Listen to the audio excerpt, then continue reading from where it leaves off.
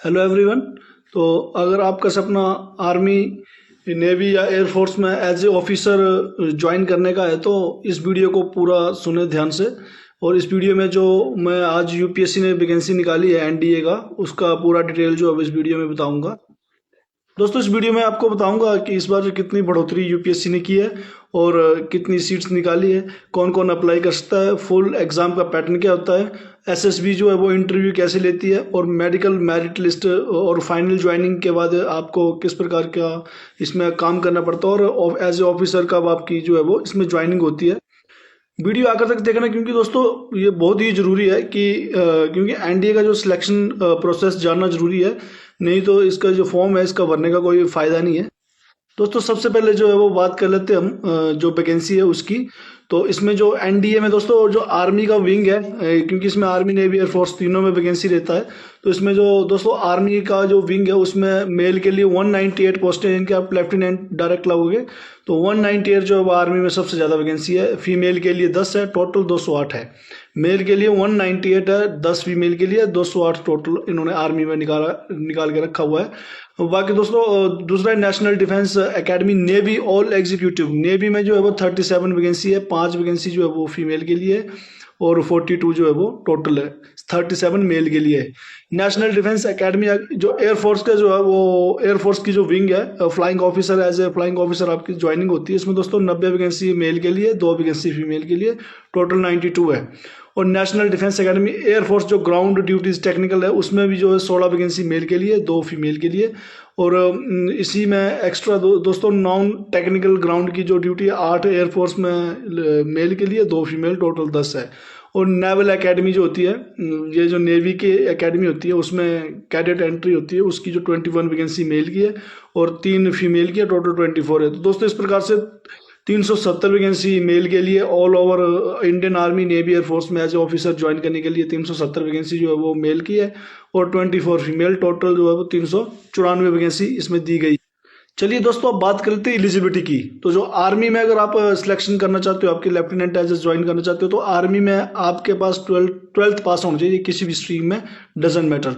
लेकिन अगर आपको नेवी और एयरफोर्स में जाना तो फिजिक्स और मैथ जो है वो जरूरी हो जाता है इसके लिए।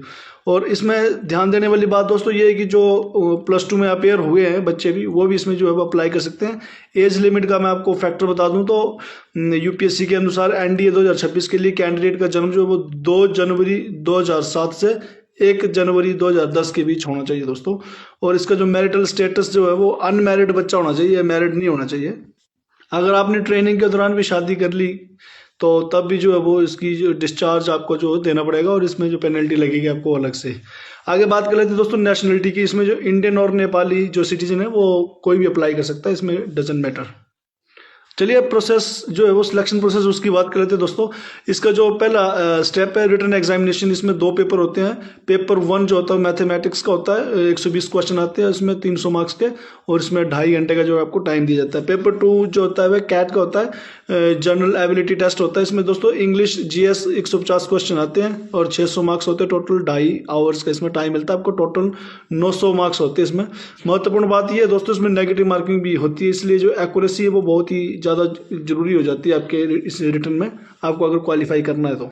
दोस्तों अगर आप रिटर्न क्लियर कर जाते हो तो उसके बाद आता है सबसे टफ जो एनडीए का एक प्रोसेस है, जो सबसे कठिन इसका जो महत्वपूर्ण हिस्सा है इस सिलेक्शन प्रोसेस का, वो है इंटरव्यू दोस्तों इसमें 5 दिन की परीक्षा होती है इस इंटरव्यू में।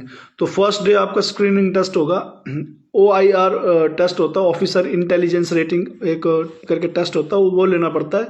PPDP टेस्ट होता है एक दोस्तों, पिक्चर प्रिपरेशन डिस्कशंस। अगर आप फर्स्ट डे में फेल हुए तो आपको सीधा घर भेज दिया जाएगा।